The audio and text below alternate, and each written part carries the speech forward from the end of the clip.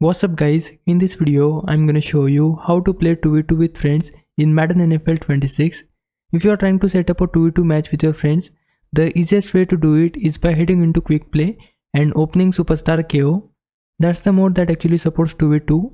Once you are in there, you'll see an option to switch the size over to 2v2. From that screen, you can hit the little plus icon under your profile to invite your friend. After they join, you can pick your role, whether you wanna just play freely or lock yourself in as the offensive or the defensive captain. You'll also get a choice for who you want to face. You can jump into head-to-head online, or if you are trying to set something up with another pair of friends, you can select play against friend.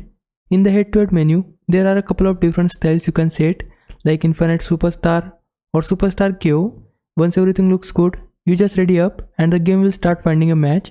If you are doing a full 4-player setup against your friends, the play against friend option usually works best. In older Madden games, this sometimes required everyone to use the same password to link up, so if you see that pop up, it's normal. And that's pretty much how you get a 2v2 going with your friends in Madden NFL 26. Hope this helped. If it did, please like this video and subscribe my channel. For now, thanks for watching. Bye bye.